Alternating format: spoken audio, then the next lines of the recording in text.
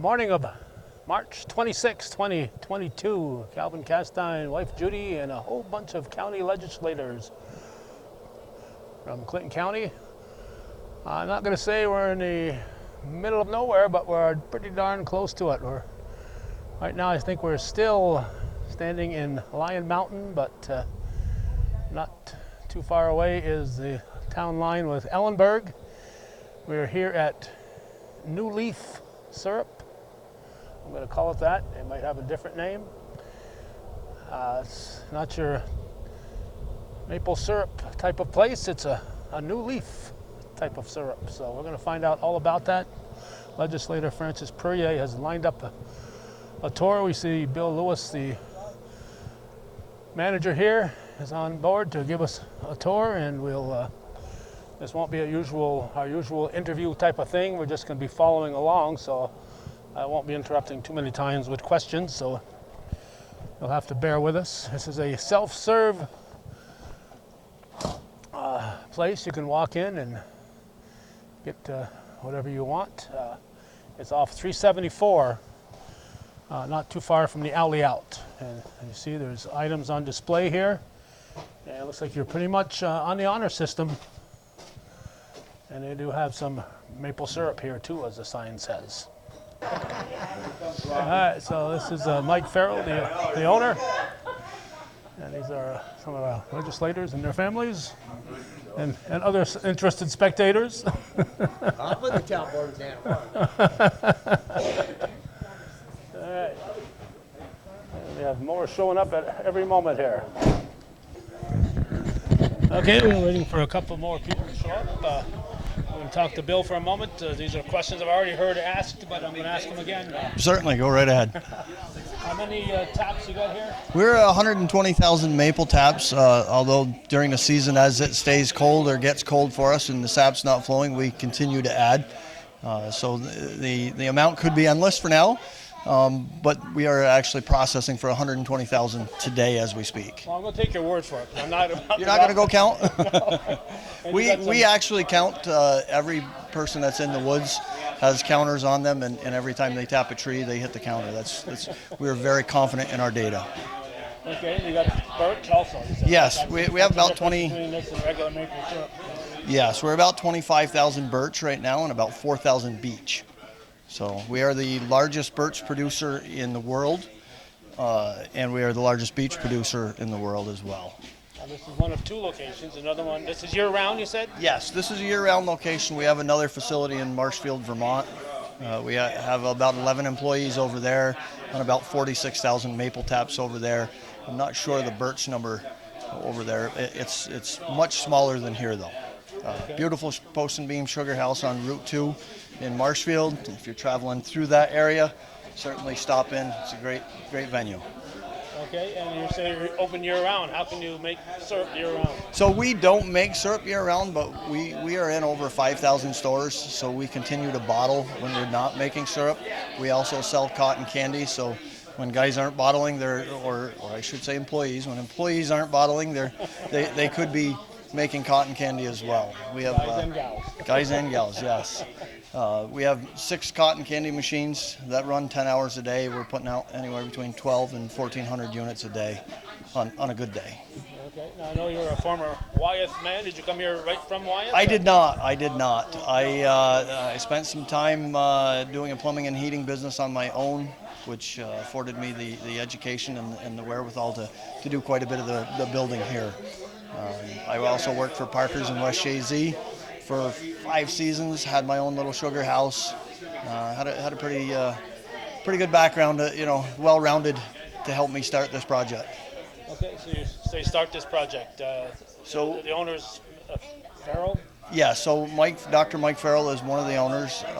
Another owner is Dwight Poehler and Paul Spinelli. They are investors from the Boston area. Okay, so whose idea was this then? I believe it was Dwight's idea. Dwight had gone to Camp Dudley in Willsboro as a child, stayed with it throughout his adult life, and he wanted to do something for the community. He wanted to give back, and he wanted to create jobs. So I believe he got a hold of Dr. Farrell. Used to work at Cornell. He was head of research and development for the maple program there. So I believe that all happened on a cold call. Dwight got on the internet, searched maple syrup, and Mike's name came up. And through the conversation, through many conversations, they ended up becoming partners, and Mike ended up leaving Cornell. Okay, and how did you get involved? I got involved. I've known Mike for quite a while because we always had him speaking at the Maple Producers Association meetings, so I knew him fairly well. When I heard about this, I approached Mike. I knew what he was doing. I originally was only coming up here to do plumbing and heating, and when I got up here, I saw an opportunity. It was a beginning business. I knew it was going to go great places, and I wanted to be a part of it. So Went out on a limb? I went home first and I talked to my wife and family and made sure, I said, if you think I'm gone now a lot, I'm really going to be gone. Altona, do you live? Or? I live in Katie'ville. Katie'ville, okay. Yes. So the rest is kind of, we started in September of May 24th we closed on the land here. June 1st or 2nd we started doing some work in the woods. That September, we broke ground on the sugar house, and the following February, we made syrup here in this facility. That's how many years ago? That was in 2017. Okay. Yes. So 2018 was our first, when we made syrup, the first season. You've come a long way. I tell people I started this project with a full head of hair, but... I did see a picture of you and Jason Seguin on Facebook recently above. Yes. And there were several comments about your hairdos. Well, as they say, God made a few beautiful heads and the rest he put hair on. So, yeah, I think it runs in the family. It must be hereditary. So is Jason a relative? Right? Jason is a cousin, yes. Oh, okay. So he works here. Yes, Jason is our sugar house manager here. Does a great job for us. I'd be lost without him. Okay. And one final question before you get to all your many guests here.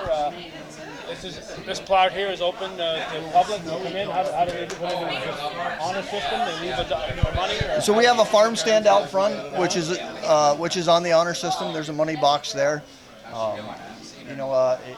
We like to give back to the community, be able to have them come in. We have a lot of tourists in the summertime around the lakes. They come up and they enjoy the fruits of our labor. So, unfortunately, somebody can't always be here manning it. We're either in the facility or we own about 9,000 acres, 7,000 acres, and we lease another 2,400 besides that. So we're busy.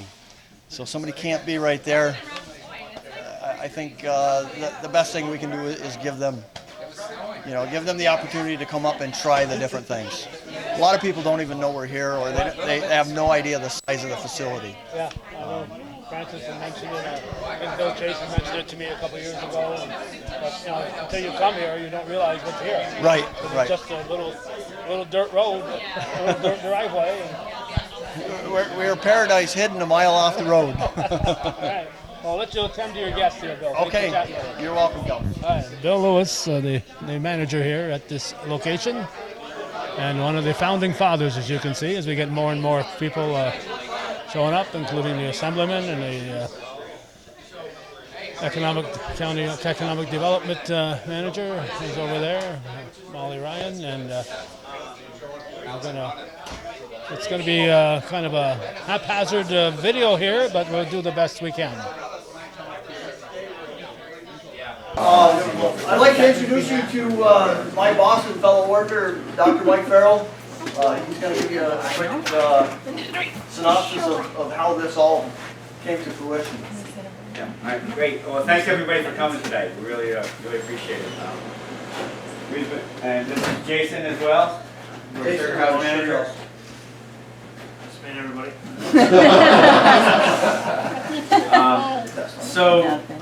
Back in 2017, we bought the land here. It was about 5,700 acres. And there was a couple of years of planning going into that beforehand. I met a business partner, Dwight Poehler, back in 2015. I used to run the Maple Research Center for Cornell University down in Lake Placid. I did that for 13 years. I loved the job. It's incredible. And I met my business partner's wife, who's just an amazing guy. He wanted me to help him figure out how to invest in the North Country forestry economy and maple sugar. So I was working with him for a couple of years just as a consulting basis, just helping him try to find land, try to find the right investments. And then we found this place, and it was just an amazing forest. This used to be part of the 85,000 acre holdings from Chattagay Woodlands. Okay, and part of that conservation easement, this is all easement land with DEC as well. Part of the easement was that you can only subdivide it 3 times, it has to be at least 5,000 acres. So we wanted to do it large scale. It turns out we were going to do it really large scale. We needed to buy at least 5,000 acres in order to get it. And we wanted to do something meaningful to create well-paying jobs in the North Country. That was one of the main reasons why Dwight decided to do this. He grew up in Massachusetts in the forestry lumber business, wound up going off to Europe to do work in the financial sector there, came back to the U.S., wanted to have this as one of his projects upon retirement coming back to the States. He loves the forest here, wanted to conserve it, create jobs and incredible products that we can then ship to Europe and all. So we're selling our birch syrup to Italy, for instance. So that was the idea behind it. And so we found this land. It's really beautiful forest, large tracts. This right here where we're standing used to be the logging yard. It's just basically a sand pit right by the road. So a lot of this had been logged by Chattagay Woodlands. And this was the perfect site for a sugar house. So we bought the land in May 2017. Hired Bill. And it was a great decision. And Bill started construction September of that year, 2017. And believe it or not, we had the building up and going and running to make syrup in February of 2018. Our first syrup. So it was a lot of work, a lot of hours, a lot of people. I created a lot of jobs to build this. And so we've been growing ever since. And first year we had 35,000 taps or so. So we started the tubing installation that summer, and got 35,000 taps in, and now we're at about 120,000 of maple, and we also do birch and beech and walnut. That's one of our big things as well. And we're going to do taste testing today. We'll talk all about that. Bill's going to lead a tour through a sugar house. It is going to be loud out there. We might turn the evaporator off for a little bit so everybody can hear. But Bill can talk really loud. I can yell loud sometimes. And we're really just delighted that you came. And we're proud of what we've done here over the last 5 years. And we just have more to grow and continue to build the business. And just love to show you what we did today. Well, thanks for having us. So hopefully there's not a test on everybody's names afterwards. You will all pass and I will fail. So I'll just give you a quick heads up. As Mike said, it's going to be noisy out there. We may shut things down. If anybody can't hear and they want us to shut things down, we certainly will. I think it's important that everybody hears what we have to say. And if anybody has any questions whatsoever, please feel free to ask. You'll find that I can get a little bit long-winded. I'm very passionate about this business. Very proud of what we've all accomplished here. One thing must be said, it couldn't have been done with many, many talented hands from around the community and farther places away. So it's not, certainly not just me and a couple other guys. So as we first go out, first you guys, a few tidbits. We pump our sap from 2 different locations. Approximately back here on Cobble Hill, we're a little bit less than a mile away where everything collects, or a little bit farther than a mile away where everything collects. So we pump from there, and then we also pump from Bradley Pond. The Bradley Pond road through the woods We have a pump house about 3 miles out, and then we have another pump house about a little over 5 miles out. I tell people that our farthest drop of sap is coming from approximately 7.5 to 8 miles away. It's quite the feat to get it here, but it beats trucking, especially with today's fuel prices. You know, we installed, we had a major investment. First of all, we had to bring power from here all the way through. In essence, we have our own city within ourselves, because there's no power on the Bradley Pond Road. It's down 5 miles, I think, farther than where we needed it. And to bring that power up would have cost us more to bring the power to that location than it would have been for us to bring it from here all the way through. And we have 3 phases here as well. So it's triple the wire, but in the long term, the savings from energy efficiency. So when we first go in, basically where we're standing along this side, you're going to see 5 big tanks. They are food grade epoxy lined tanks that we store our sap, raw sap that comes in. You'll also see some swimming pools out there. I feel free to provide towels, but everybody must have their own trunks. Okay? What that water is it's permeate water that we take off of the sap. We take it through a process with a machine called reverse osmosis. We're taking about 90% of the water off the sap, which allows us to boil less, conserving energy and fuel. So the other things you'll see out there are some tanks have sap in them. Depending upon how big the sap runs are, and depending how quick we're processing, sometimes we hold sap for a day or maybe 2. We prefer to make a darker grade syrup, and by holding it, that is one way of achieving a darker syrup. Our primary markets are an amber and a darker syrup. We have 2 brands. You'll notice when you guys pulled in, it says New Leaf Tree Syrups. That was our original brand that we started with. It's in a nice glass bottle, a beautiful display, high grade syrup. And then when COVID hit, most of our markets were out west. Our markets started to dwindle down because that's where COVID hit first. We joined forces with a young gentleman named Josh Parker out in Canton, New York. It's been a good marriage for all of us. Josh was in a couple thousand stores at that point in time. We bought him out, we bought his equipment and his brands, and we also employ him. He is now our marketing and sales director. Doing a fabulous job. Markets are getting better and better and better. Sometimes he's doing too good because we're busy. So right now we're working, well, despite sugaring season, we're working 5 10-hour days here. And we just, it's good. You know, as with every business, finding the right employees and retaining them is tough. Even harder now since COVID hit. So if you guys know of anybody that's looking for a job, we're certainly looking for people. As soon as sugaring's done, we'll get back into bottling daily.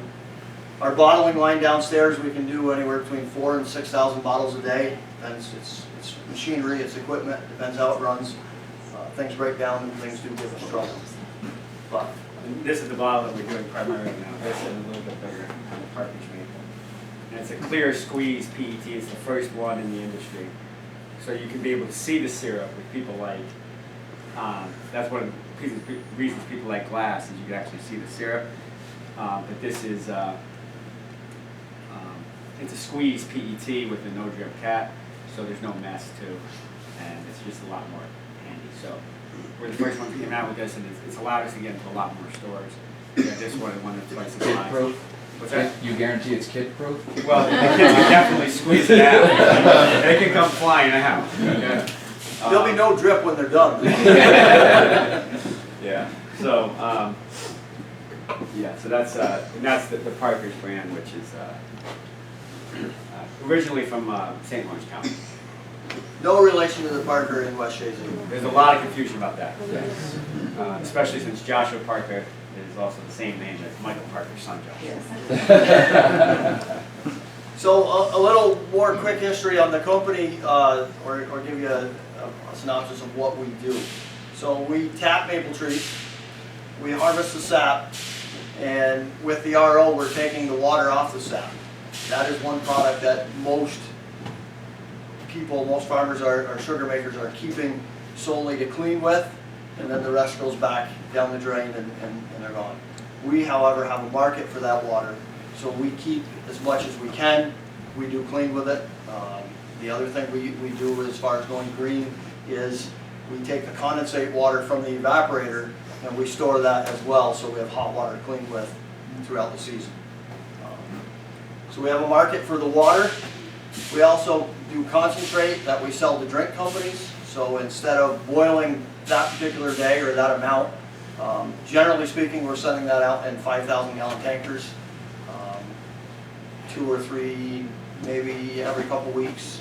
Depends upon who's buying. That adds, in and of itself, adds more challenges to try and making syrup at the same time we're doing all that. But it's another market. And one of the big, reason that's a growing market is that the nutrition facts panels on everything now says the amount of added sugars. And so if people want to reduce their sugar intake, especially the added sugar intake, when you use maple water, maple sap as your base of your drink, it doesn't count as added sugars. It's just sugar naturally inherent in the sap. Just like apple juice, there's no added sugars, it's just the apple juice. There's sugar in it, but it's not added sugar.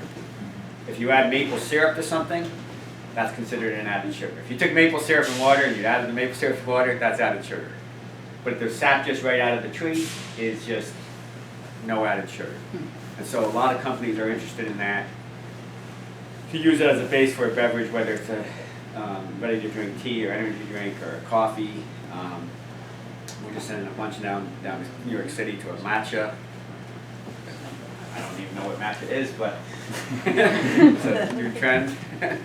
And so that's the fact that this is, and maple sap also has no maple flavor. Okay, who's drank the sap before? Yeah. All right, it's sweet, it's just subtly sweet, a little bit of sweet, no maple yet because you haven't boiled it. And so then you can use that as a base for any other type of beverage. We actually did talk to Pepsi, was interested in it. They haven't followed through yet, but Pepsi wanted to do a Mountain Dew or something using that when the new nutrition facts panel stuff came out. So. I saw an advertisement for Pepsi with a can with maple syrup. Yeah, that's unfortunate because there's no maple. And, Just yesterday I saw it. yeah, I know, they just came out with this maple syrup cola that's just artificially flavored. There's a lot of mislabeling in the market. I didn't expect Pepsi to, because to say maple syrup on something, there's significant regulations about that. Yeah. You know, they can have just maple artificially flavored or maple natural and artificial flavors, but actually put maple syrup on it, I was surprised. I don't know if it says that maple syrup is No, it doesn't. it's running down the can. Yeah, but it does say maple syrup. It's like this partnership with IHOP. You can only get it at IHOP, I guess. You know, drinking soda for breakfast. I know.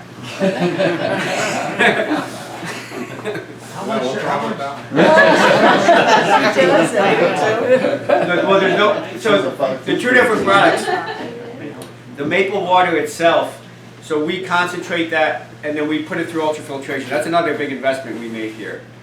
Because the sap itself has lots of bacteria and yeast in it coming out of the fork. Like that tubing is sort of clean, but you know, certainly there's lots of microbial contamination. So we concentrate it and then we put it through ultrafiltration to remove all the bacteria and yeast. So it's essentially sterile sap.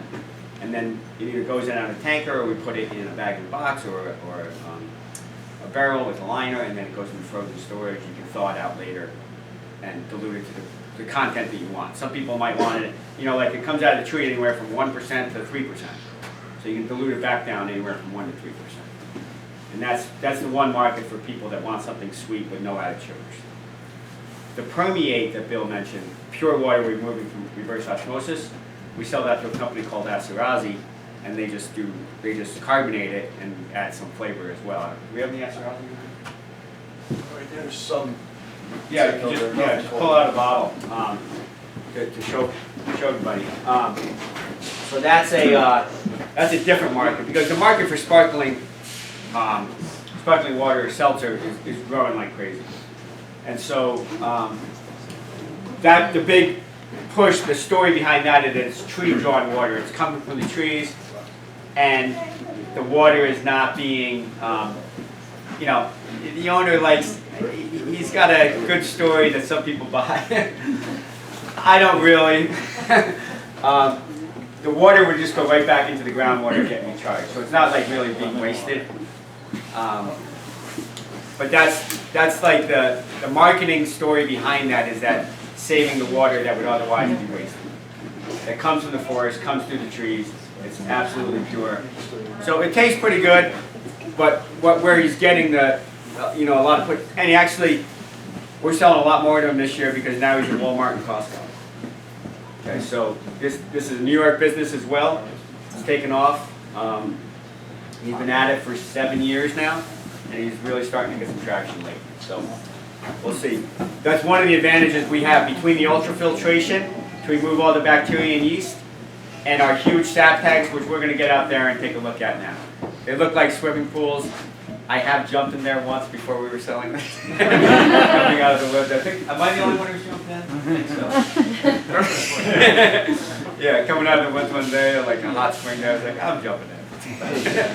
So, anyways. So the other thing I think you should touch on is the 50/50 blend. Oh yes, we have one other product we came out this year. I don't know. Yeah.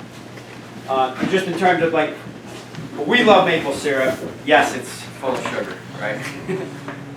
And like the war on sugar, like everybody's trying to like have less sugar. That's been say the last 5-10 years. That's been a big push from the health perspective. And so the other product we just came out, and this is in Walmart now, is it's a maple blend, and it's blending our pure maple syrup. We take the very darkest syrup.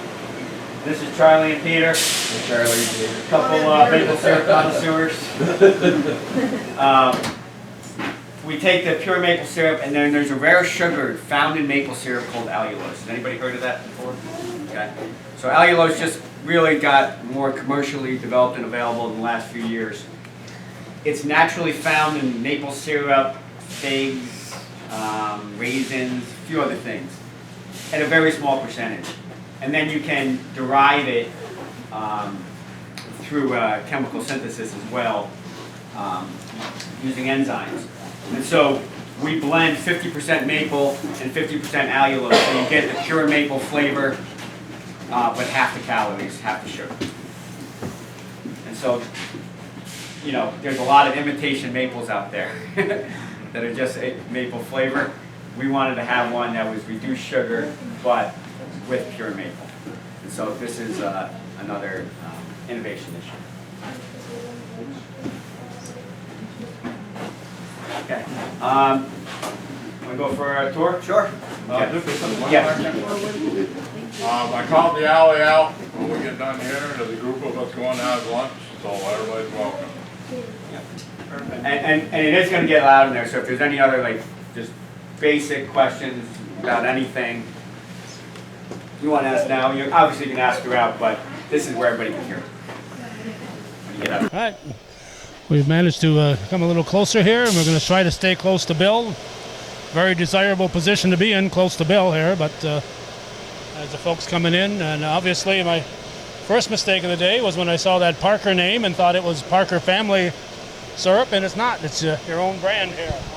Yes, it is. So we joined forces with a young gentleman named Joshua Parker out of Canton, New York. I heard that part, but so even though it's Parker, it's not the West Shazy Parkers, as you said. It is not the West Shazy Parker. Because I saw the sign on your door, and I mentioned that you were selling for Parkers, but obviously I was mistaken.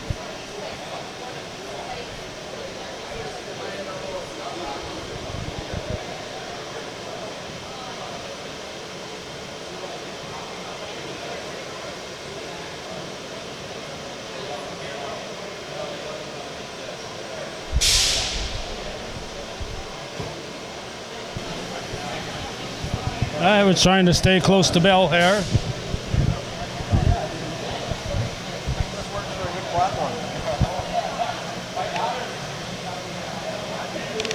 Just let everybody look around for a few minutes. You can see this is a very large scale operation. Boiling that sap down.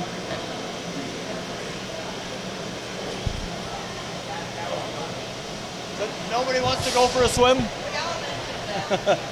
I can guarantee you if you put your hand in that water, you will think twice about swimming.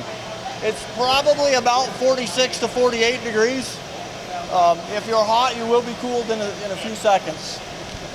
So, as you can see, it's noisy in here. I'm going to try and talk as loud as I can, but if there's any questions, certainly pull me aside, or Mike aside, or Jason.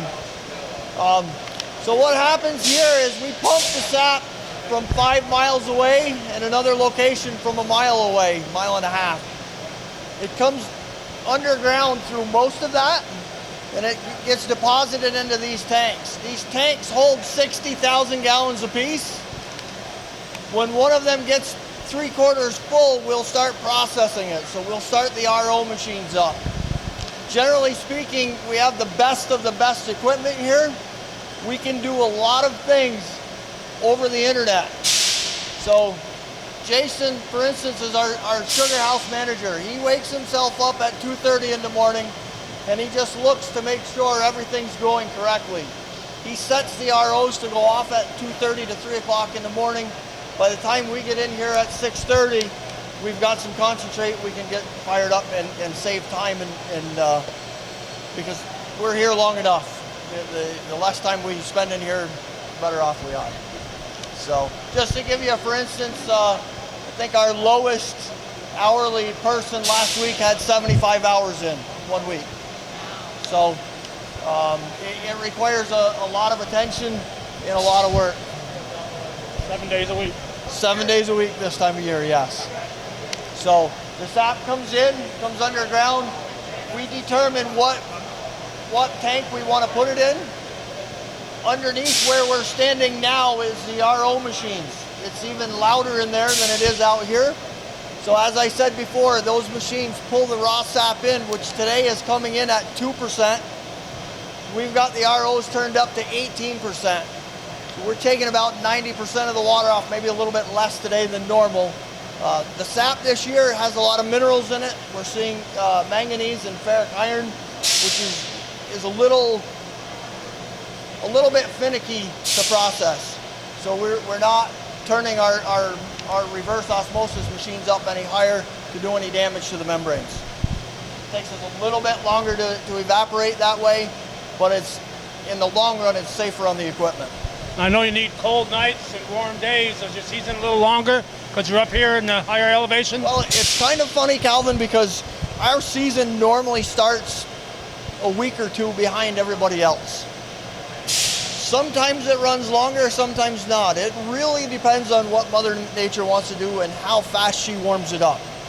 If she decides that today's going to be 75 degrees and it's going to stay 75 degrees, my trees are going to shut down just as quick as the ones in West Shazy do. Generally speaking, we are a couple days behind them at the end of the season. Now, the other thing that people don't know is when all the sugar makers everywhere else are tired and they're licking their wounds and cleaning up and shutting pumps off, we're still going because we tap birch. Our birch season runs generally from the second week of April. It'll run for 2 to 3 weeks. Shifting timelines with Mother Nature. Sometimes it's the third week of April. So those guys are all cleaning up and they're getting some rest finally, and we're still plugging away up here. Thank you, Bill. Does anybody have any questions so far? Nope, not even the youngsters.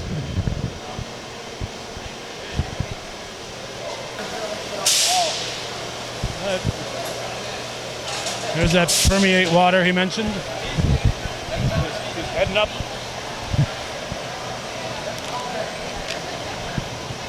We have several maple trees in my yard, and it's been several years since I tried to tap them and boil it on my kitchen stove, but we did do that a couple of times. And of course, the sap itself, we used to drink that once in a while as a kid. So I'm sure a lot of folks in the North Country have similar circumstances with maple sap, but it's interesting that they can get birch and walnut trees and other trees that they can also make sap from. Get sap from, I should say. So what you're seeing here is permeate water. This is, somebody asked if, the question was asked if this is coming right from the trees. This is not. What you see in the other tank next to me, at the very bottom, is raw sap. The machines downstairs are reverse osmosis, are pulling that sap through membranes. I like to tell people that it's like pushing water through Glad wrap, through sulfane, and that's kind of what it's doing. It's releasing the sugars on one side of that, and the water is pushing through. Generally speaking, that's an easy way to think of that. So when the water comes through it, it comes out into these tanks. As we said before, we sell this water, so that's why we keep it. That's why the first tank down there has permeate water in it. As our season progresses, we keep filling tanks. Now again, we use that stuff every day. So today we'll have, this tank will get full. By tomorrow morning, there'll be 10% of that tank left. We've used all that in cleaning process throughout the machines and in the facility. Is there any other questions? So in a normal process, this would have been the evaporated part. This would have just gone into steam and evaporated. So, yes, in the old process, and for anybody that does not have a reverse osmosis unit, I used to boil it on my stove, so this is what it was. Right? Yeah, absolutely. Did you take the wallpaper off in the house? Well, I did it a couple times. Let's make a little bit. Absolutely. Okay, so that's what's steam otherwise on the old process of boiling your sap. And as he said, this is the original sap coming directly from the trees down here. And here we have a tank or a pool with lots of raw sap. This corner over here, but this is raw sap being pumped down from 5 miles away. And actually right now it's just on gravity. So we can start the pumps. The pumps will pump for a while, then they'll shut off, but it'll continue to siphon all the way from 5 miles away. And some of that is uphill and then back downhill. So if you guys want to see raw sap after we get out, just kind of... I'll get out of the way and let people come through. No. All right, so again, we're at New Leaf Syrup. It's in off 374 in Dannemora, maybe I'd say less than a quarter mile from the Alley Out. That's a well-known location here, and most of the property is in the town of Ellenburg, and they go all the way over to the Bradley Pond Road with their acreage.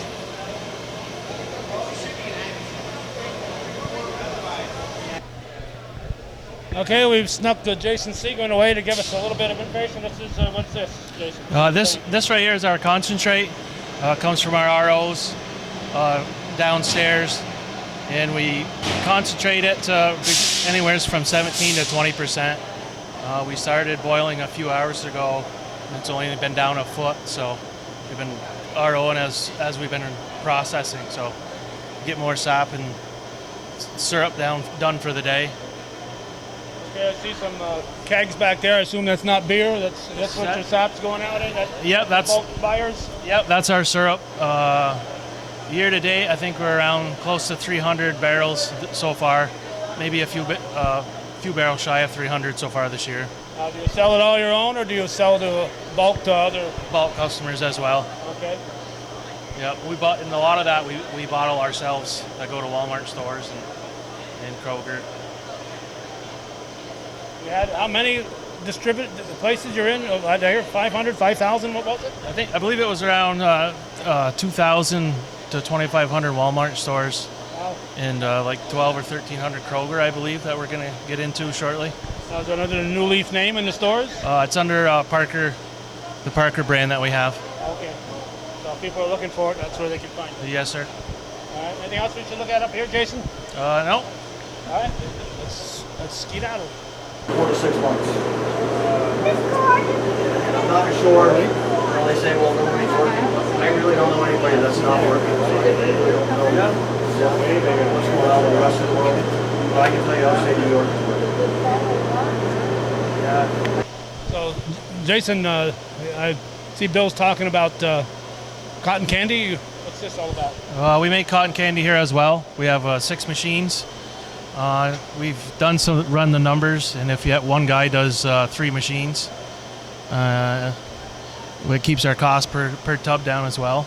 You got these little containers there? Yep, there are 2-ounce containers that we sell online, and we sell those to Kinney's up in Governor up that way, and also in Walmart as well, I believe. I think of cotton candy. I think it's something that's not going to last very long, but it stays in those little containers. It stays in. That's good. We got a shelf life of 2 years, Oh wow! and as long as they're sealed well and there's no dents or cracks into the container, they'll last for a while. So you haven't got to wait for the county fair. You can get one. You can get one any day you want. Okay, thanks, Jason.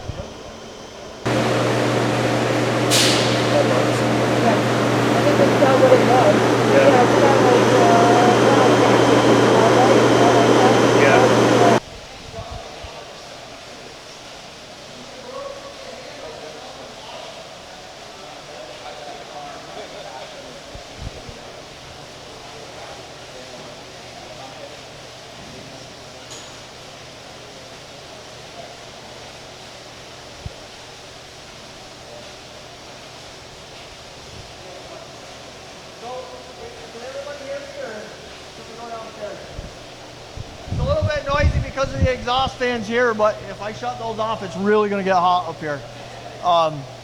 What we've done is we've shut the evaporator off so that you guys can hear me.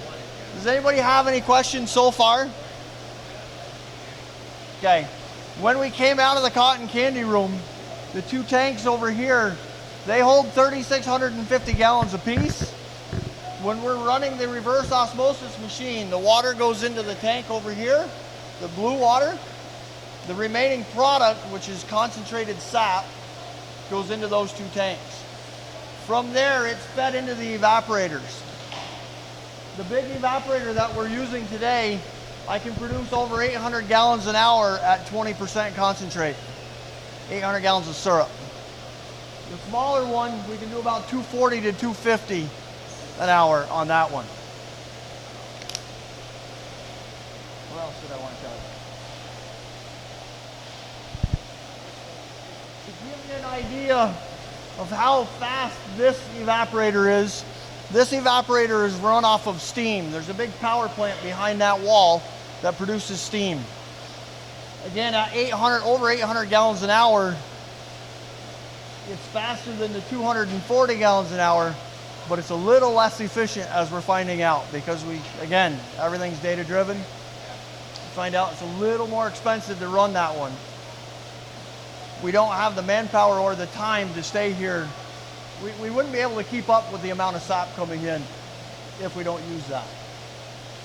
The evaporator on the left making 240 to 250 gallons an hour, this is gravity fed into that.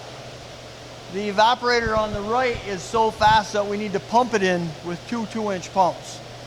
When they're running, you'll hear psh, psh, psh. Those are pneumatic valves letting the sap into the evaporator in different stages. The tank next to Billy is our tank that we hold the hot condensate with. So we'll make it gets down there, we'll fill this tank up and we use it.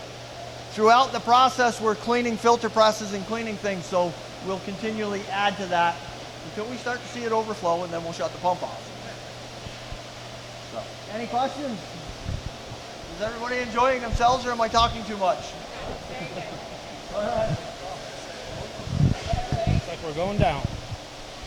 As beautiful as you know, the the facility is. We have the most modern technology out there. If you look at the camera on the left, the TV on the left, I'm sorry. Right now what we have up is we have a menu for the reverse osmosis units. So Jason gets on there at 2:30 in the morning just to make sure everything's good. The television on the right, we have 64 cameras between the 3 buildings, the 5 buildings. We kind of look back and forth. Another thing, Jason, if you want to pull up like the tank menu. The company that we buy most of our supplies with is CDL. They're a Canadian firm with many places in the U.S. Our nearest one is actually Parker's in West Shazy. When we need stuff, we'll go there. If we need anything bigger that they don't have, we have to go to St. Albans.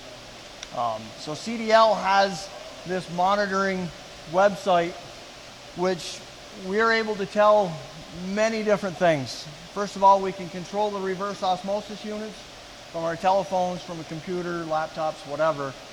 The other thing it tells us is there's sensors on all the main lines that we have out in the woods, at the end of the main lines. I don't know the exact number, but I'm going to say upwards of 800 is out there. So here, this is where we are right here. This is the sugar house. We're here. This is Cobble Hill. We have sensors in all the main lines there. This is Bradley Pond, one of the sections, and another section there. And so we can look at a station. So for instance, Maple Cobble Hill A. So it tells you if a line is, all these are different main lines, and if it's in green, it's a really high vacuum, above 26 inches. If it's in red, it means there's a problem on there. The problem could have been from a squirrel chewing on the tubing, could have been from, we had an ice storm here the other night. Everything was good. We were at 26 plus inches everywhere.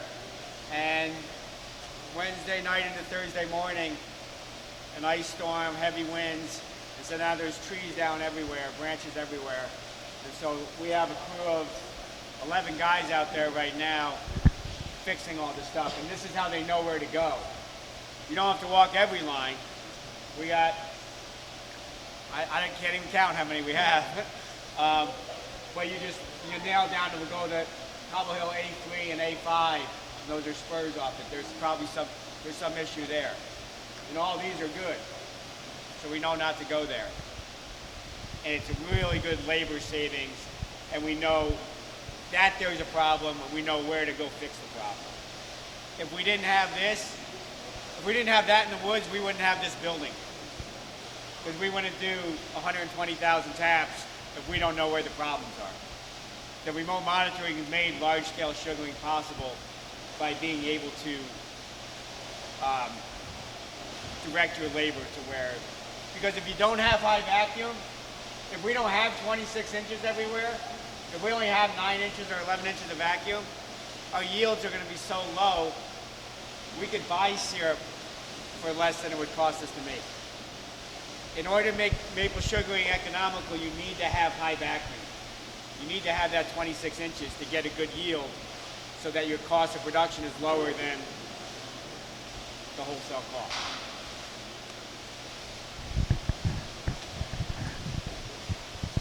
So the other thing that we can do from there is I can start and stop pumps. We have them set automatically. When the tanks reach a certain level, they will pump down. If we're going to have a marginal run and I can save sap in the woods where it's a little bit colder, we're going to leave it in the tanks out in the woods. If not, then I need to pump it down. If we're not in the automatic mode, I can go in there and I can switch it around so that I can continually pump here or shut things off. We can do the same thing with our vacuum pumps. Turn them on, shut them off. We have state-of-the-art vacuum pumps here. If it begins to freeze up and it needs to draw less vacuum, the vacuum pumps will ramp themselves down and they'll come almost to a complete stop where we're not expelling any or using any energy at all. They were a little more of an expense initially up front. In the long run, they'll pay for themselves because most of the other pumps out there, would continue running at high speed at 60 hertz until someone actually waited till everything was froze up and went out there and shut them off.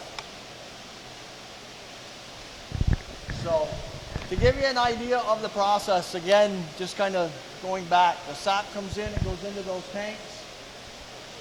We pull out of those tanks into the reverse osmosis units, which are in that room. Then when we go from the reverse osmosis units, the water goes back into one tank, the permeate water. The concentrate goes into those tanks. It gets pumped down into this evaporator, or it's gravity fed into this one. Sorry, Dave. From here, once it's made, the tanks in front of these are called draw-off tanks. It'll get pumped from here into a 1,000-gallon kettle in another room back here, which we'll all have the opportunity to see. From there, we add diatomaceous earth, which is basically a binding agent that it cleans up. After we add the binding agent, the syrup goes under the floor through a series of pipes and comes up into another room. You're going to see some big long presses. These are actually what's taking that diatomaceous earth back out of it, and it's cleaning the syrup. So once we start back up, once we get in there, I'll have them start back up. We'll see some syrup come out. You'll see it's syrup. It just doesn't look clean. It doesn't have that glister, that shine. Once it goes through the DE gets added and it goes through the filter press, you'll see that it's coming out nice and clear. From that point, it goes up into these bulk tanks up here. And what we'll do there is these are actually blend tanks. So we generally try and reduce the sap to way more than what it should be. Well, I say way more, a little bit more than what it should be. Brix is what everything is measured in sugaring. And brix, the meaning of brix is a measurement of sugar in an aqueous solution. So all we're doing in New York State, 66 brix is syrup. In Vermont, 66.6. They make theirs a little heavier. We make ours heavier here initially, and then we reconstitute it in one of those tanks. And when I say reconstitute, I don't want people to think that I'm adding a lot of water. So we'll bring it up to 67 or maybe 68, and then whatever amount of water it takes to get it back to 66, then we'll drop that out of there and barrel it. We know then that we are making the most efficient syrup that we are. It's right where we want it to be. It's right where it needs to be for the customer. And we actually go a little bit higher than what the state requires. So, I can't answer that question. Vermont does a lot of things differently, and they think they have the best maple syrup brown, but we know we do. And I'll probably be dead by the end of the day. But when are you airing this? Except for your new leaf in Vermont. Correct. That was a good question. Any other questions? All right, so I'll bring you back in. If we could just do like 4 or 5 at a time to come up and look at the syrup in the big tanks back there. Be careful, don't touch anything because it's extremely hot. To give you an idea, today we're drawing off at 216.9 degrees is making syrup, 217. So it's extremely hot. That's more than boiling. Calvin, I'll bring you in first. All right. Yes, sir. Huh?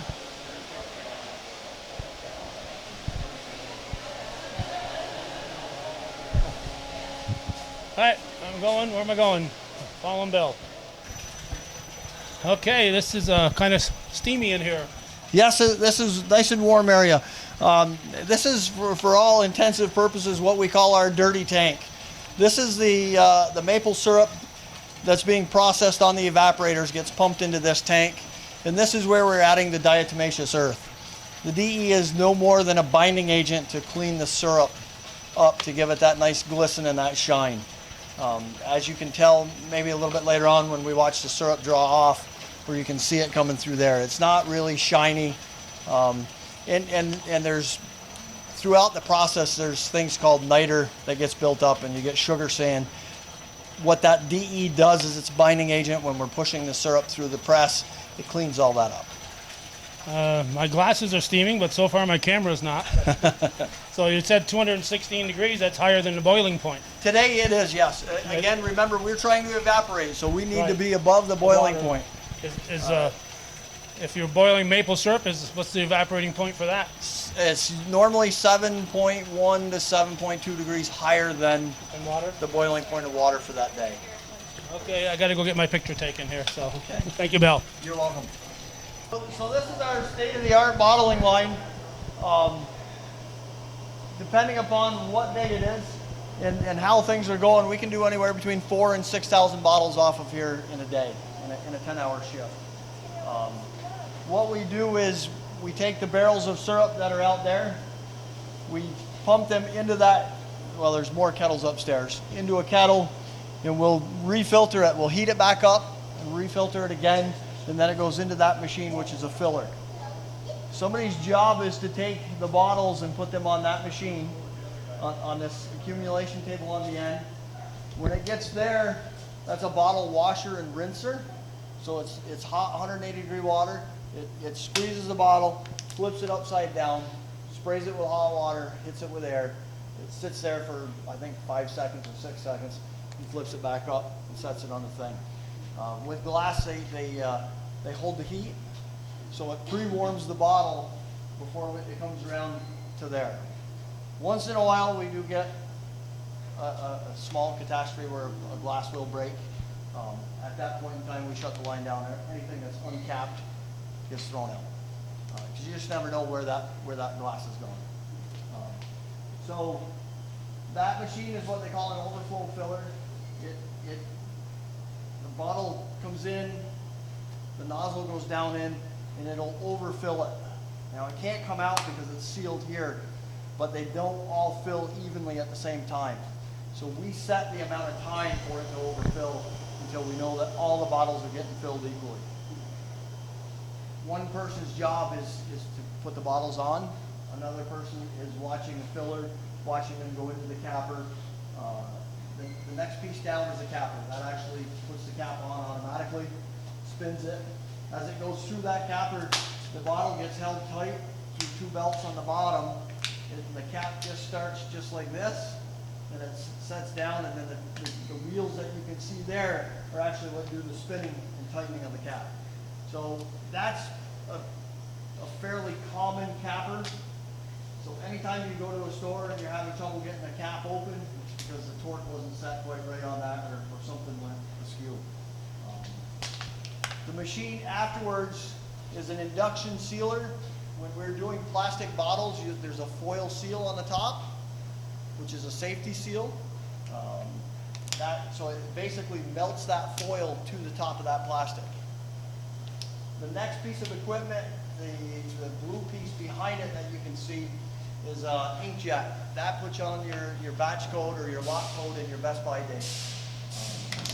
Generally speaking, any product out there has at least a lot code or a Best Buy date for traceability. As I said, we are GMP certified. We get audited. We have to do mock recalls. Knock on wood, we've never had to do a recall, but if we had to, we have to be able to recall 95% of the product within 2 hours. So we need to know where it went. So that number is extremely important to us. We keep track of everything.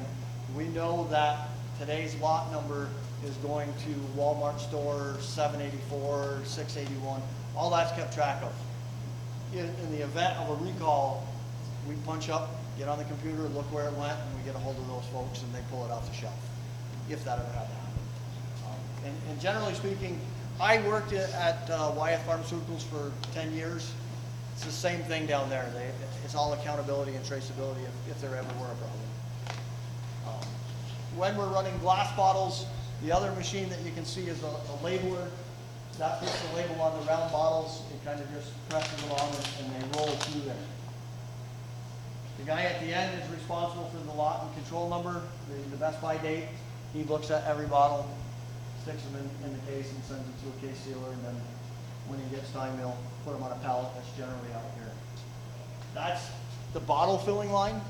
This is another piece that we do that nobody else does as far as I know in the industry. Anybody that drinks wine in a box, this is a bag in a box machine. We do bags of syrup. We do 5 liter, 10 liter, and 18 liter boxes. And primarily our market on that is restaurants. We like running this machine. It gets rid of a lot of syrup in a hurry. And it only takes 2 individuals to make that happen. So this is definitely something different for the industry. A lot of guys are, you'll see them, they'll do single serves and things like that. This is kind of our baby right here. We like this. Any questions on the bottling end of it, portion of it? And as you'll see when we're out there, if you look around, you'll see there's boxes, there's pallets of finished goods. Those are all kept track of in where they're at in location, so that we know which one's oldest to newest. So we had to do a bunch of bottling and do a bunch of cotton candy ahead of time, knowing that we weren't going to have the manpower to do it during sugaring season. So we try and kind of ramp up, if you will, to get that stuff done prior to sugaring. So everything's out there. When we have an operations administrator, she'll take the orders in, she'll write the orders, print them out. They come down here, guys will pick the orders. So if it's a skid, we get everything ready, it's labeled. When a truck drives in, we know what they're here for. Out the door it goes. As I was saying about filter presses and cleaning the syrup, this is a filter press right here.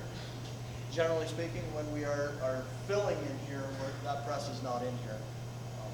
The next room inside is our filter press room. We can go in there if you want.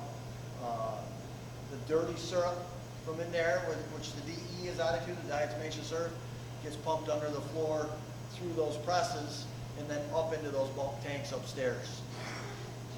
Once it hits the bulk tanks, we reconstitute it to the correct bricks, and then it gets barreled on the other end of the thing. Any questions? Is there a basement underneath, or you keep There- it under the floor? Is it in- So it's in the floor. When I built the building, we ran piping underneath, sleeves, and then we run 1-inch hoses through here. But there is a small basement here, but we're not going to go down there today because I've got one big hose sticking in there. We had a problem the other night that we're going to rectify when it freezes tomorrow. For a temporary thing, I've got a hose, but all the pipes that we buried from 5 miles away and from a mile and a little bit here, they all come into a basement, and then they come upstairs. At the end of the night, when everything is done flowing, I'll turn a vacuum pump on, and we'll suck out whatever's left in the line. The other thing we do is we have an air compressor, a tow-behind air compressor on the other end. As you can imagine, 5 miles away, you want to make sure you get everything out. Out of that 5 miles of pipe, there's 1.5 miles that's above ground because there's streams and things that DEC was not going to let me, and didn't even ask. We could have bored through it, but that's added expense, so we have that above ground. So we need to get all that sap in here and have nothing there so it's freeze. Is all the syrup you make put into production here, or do you sell it in barrels to other places? We do sell some bulk syrup. We sell it at a premium price. We do not try to sell too much to any other big producer. They needed some. Obviously, I don't know if anybody's heard of the syrup shortage.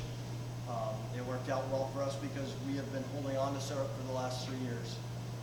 So we were able to sell it at a better margin than where we would have been if we were selling it as bulk. Our best option is to bottle. Process it on this. But people needed it, and we were banking on a good season this year. So, not going hopefully. Last season was a horrible season for all sugar makers. So, it's a good question. Well, it's local jobs versus Right. sending bulk syrup. We're here, as a matter of fact, we have meetings, I have meetings about 4 days a week. One of the things that I need to figure out is how we're going to staff this next year, because we continue to add. My guys can't work these 75 to 100 hours a week. Number one, on a safety standpoint, it's dangerous. from a mental standpoint, it's detrimental. So you don't ever, it's 7 days a week, 14 to 16 hours every day? During sugaring season, yes. These guys, I try to give them 1 day off. If they want to come in and work, and they're okay with coming in and work, then yes, by law, I have to give them 1 day off. What's your intention during the off-season? Have more trees? Yes. Than what you already have? Yes. Set up additional lines or? So even when it's cold out, like the next 3 days, we hired a lot of help.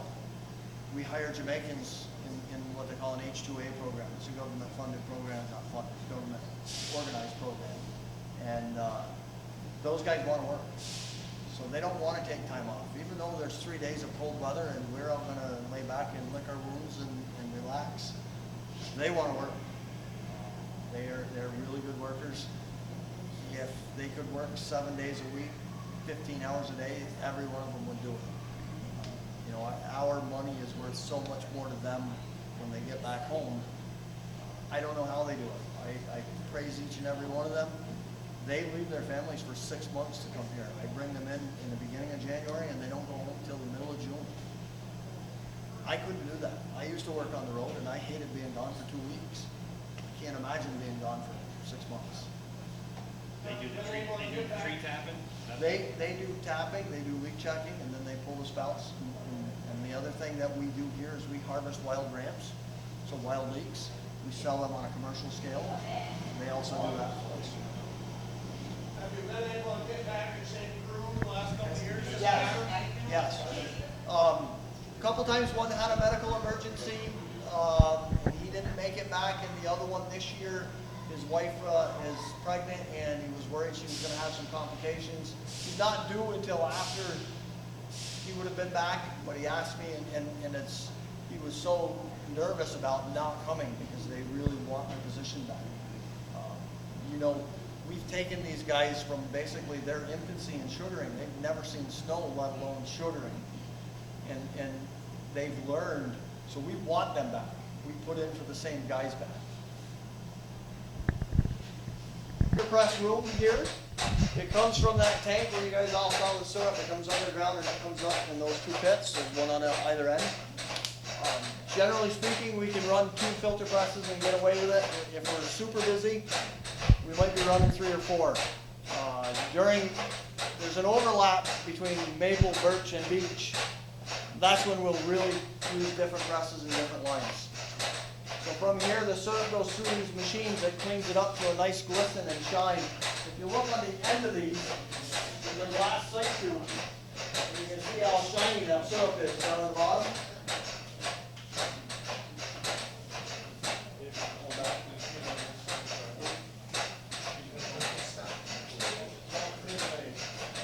How's the filtering this year?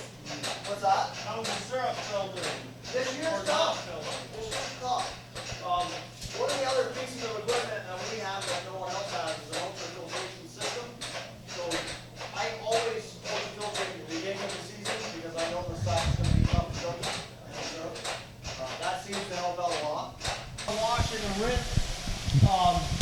They're capable, when we are processing, they're capable of doing 8,500 gallons a piece per hour. So that gives us 17,000 gallons of raw sap that we can concentrate within 1 hour. Theoretically, about 3.5 hours, we can have that 160,000 gallon tank empty. Generally, we wait till 2 of them are almost 3/4 full. The reverse osmosis machine Any other saves that questions? water. This is what saves the water, right? This is what takes the water off of the sap, and then it goes into the big tanks. Instead of going up in the sky. Instead of having to evaporate the water, absolutely. We would never be able to do what we're doing on this large of a scale if we didn't have this equipment. Looks like part of our crew has hit the tasting bar. We have samples here.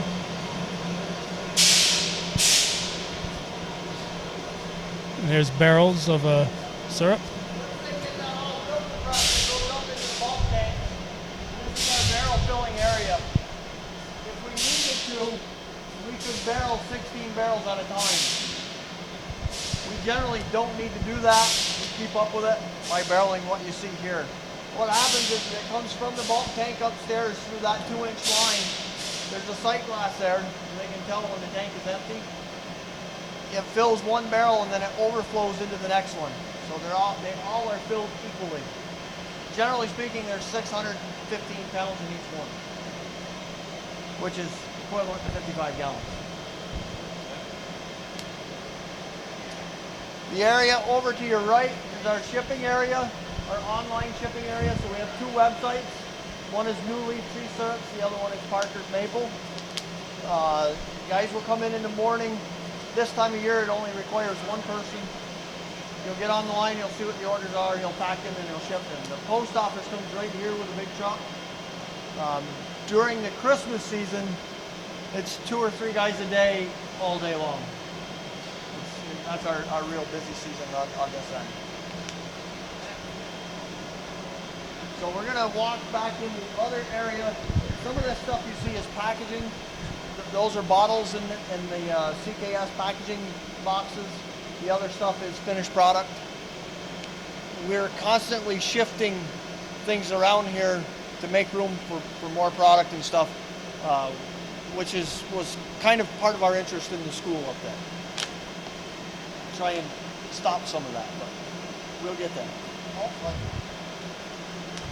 So on the awesome ice cream. Samples on the other side of the wall here. Questions? Sorry if I get long-winded, guys. I'm really passionate about this stuff. So, Do you find that your warehousing area is large enough for you? absolutely not. You plan on expanding to Yes, Some point. in one way or another. As Mike mentioned, that a lot of this is DEC land. It's easement land. If you think that your normal permitting process to get anything done is challenging, Challenging getting permitted to expand a building site. Off camera, they did mention that they could handle another 100,000 or so taps here without a problem. So they are continuing to expand, and where they'll end up, we don't know at this point. But their ambition is to get to 500,000 taps.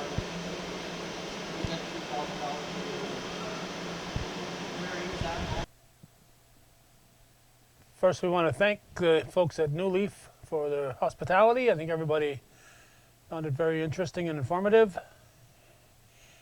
They do have a website where you can find their various products. At the beginning, again, I guess I was wrong. They do have pure maple syrup, but they do have other brands, as you can see, other concoctions, a large variety and a growing variety at that. New Leaf Tree Syrups is where we've been. The address for the property is 448 Route 374. As we said, it's just a small distance away from the famous Alley Out, which is just down the road. When you drive in, there is a private residence to the left, and then you've got the facility that we toured. And if we back it up instead of move it closer, you'll see that it's quite a property.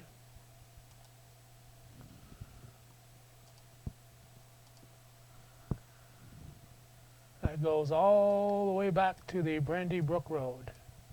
Excuse me, the Bradley Pond Road. So the property stretches from here and continues on to the Bradley Pond Road, where they have more tapping and a building out in that direction. So most of their property is in the town of Ellenburg, but it starts here in the town of Dannemora. So that's it, New Leaf Syrups. It's a kind of a different type of show we had this time, but we thought most people would find it interesting.